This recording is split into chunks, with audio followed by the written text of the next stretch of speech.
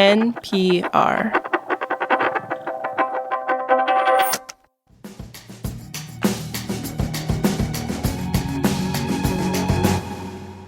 This is The Indicator from Planet Money. I'm Darian Woods, and today I'm joined by Betsy Joels, NPR's regular contributor from Pakistan. Thanks for joining us, Betsy. Glad to be here, Darian. So you've been reporting from Pakistan for several years now, which means you've seen some major economic bumps, including a near default in 2023. That was a recent low point for sure, and it came just before a bailout from the International Monetary Fund, which is a serial lender to Pakistan. Pakistan's economy has recovered somewhat since then, but there are still some major structural issues, and one of them is seriously low tax collection. Yes, taxes. A thorn in the side of Pakistan's economy and in the side of every worker. That's definitely how Pakistanis feel, so millions of people here just opt out of paying income taxes entirely, and the country's been trying to change that so it doesn't need to constantly borrow from the IMF. Of course, Pakistan has its own version of the IRS, which tracks incomes, but it's not that simple or effective. So tax authorities have launched something they're called lifestyle monitoring, which essentially means scouring social media accounts for people flaunting extravagant lifestyles but not paying taxes. It may sound gimmicky, but it's meant to send a message to all those tax evaders out there. So on today's show, we'll be talking about why there are so many tax dodgers in Pakistan, what the government is trying to do about it, and whether those plans will work.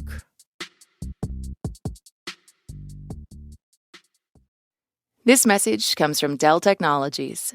Every great idea deserves the power to bring it to life. Meet the all-new Dell XPS laptop, where style, power, and performance come together to elevate everything you do. With its ultra-thin design and all-day battery life, it's built to keep up from your morning coffee to late-night inspiration.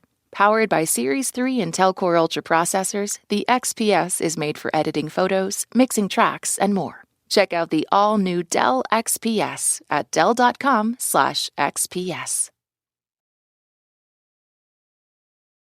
Let's start with a comparison. So around 47% of Americans filed their federal income taxes last year.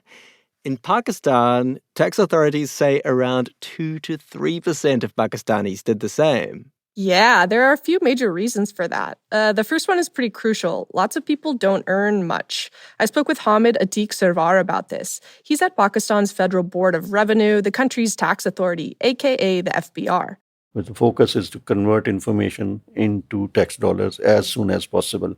He believes around 5% of the population should be paying taxes.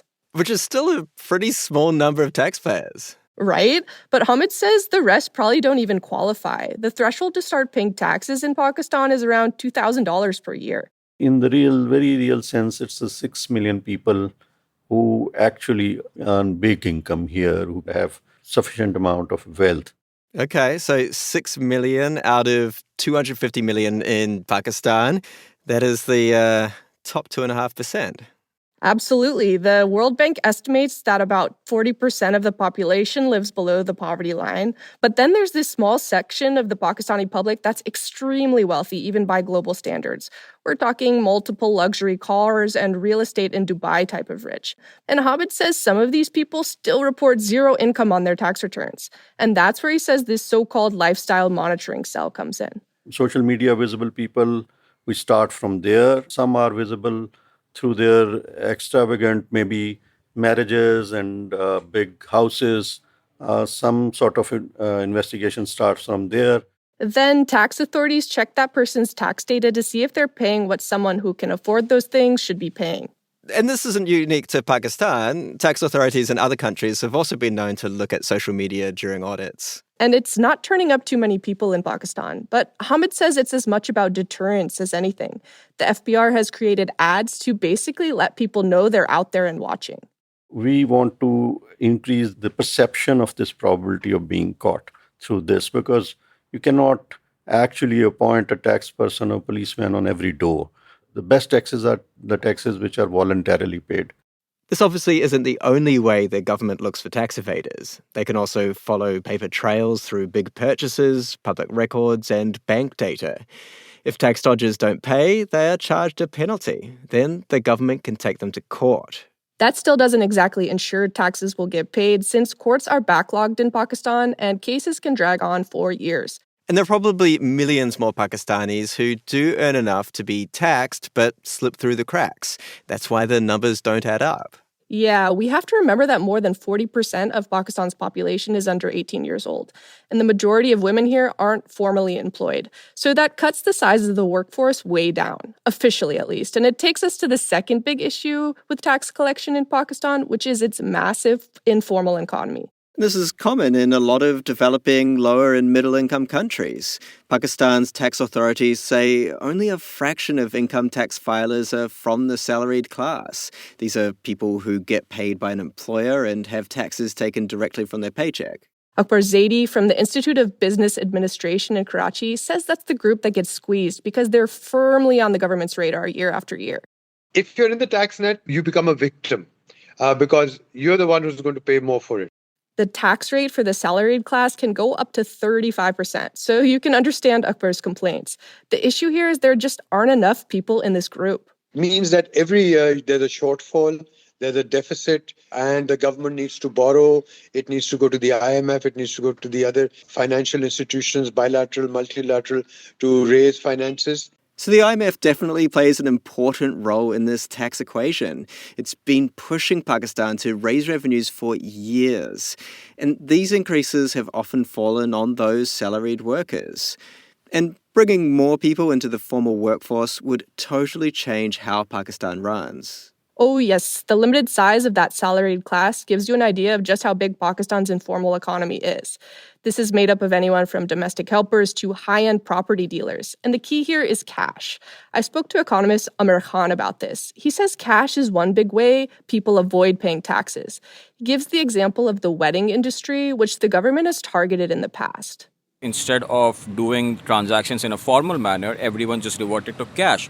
Amr says that it will be impossible to collect more taxes without first reducing the dependence on cash. This is a big effort since a lot of Pakistanis don't even have bank accounts.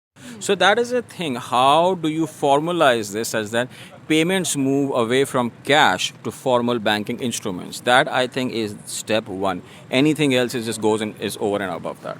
We had Pakistan's finance minister on the show early in 2025, and he spoke about a push to digitize financial systems to help reduce corruption. Yes, that big C word, corruption, the third fact in Pakistan's struggle to collect taxes. Akbar explains how people think about it. Connections matter, who I know. Can I avoid paying taxes? Can I ask somebody to help me out and just grease their palms or, under invoice and things like that? He says people do this without a second thought. Many are wealthy and powerful. It's impunity in a sense that, you can't catch me, you can't touch me. Then there's the general trust deficit. But there's also those who say, why should I pay taxes? I'm not getting any service for the taxes that are collected. Look at the water situation, the roads, the security, the schools, the health sector. But then the government can turn around and say, well, if you paid your taxes, if everybody paid their taxes, things would be better. We should mention here that Pakistanis do pay taxes on many goods and services.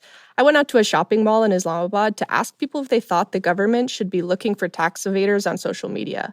23-year-old Kamal Mehdi is a crew member for an international airline. They are cheaters, obviously. They are, they're earning black money and they don't want to, give taxes and they are cheating with their government.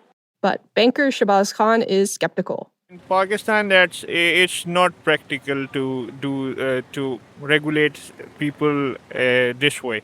He thinks people will still find ways to avoid paying taxes.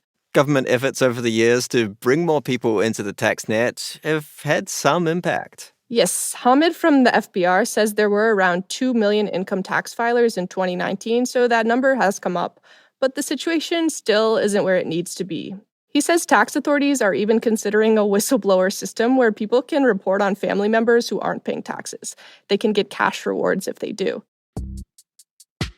Well, thanks, Betsy, for joining us. My pleasure. Thanks for having me.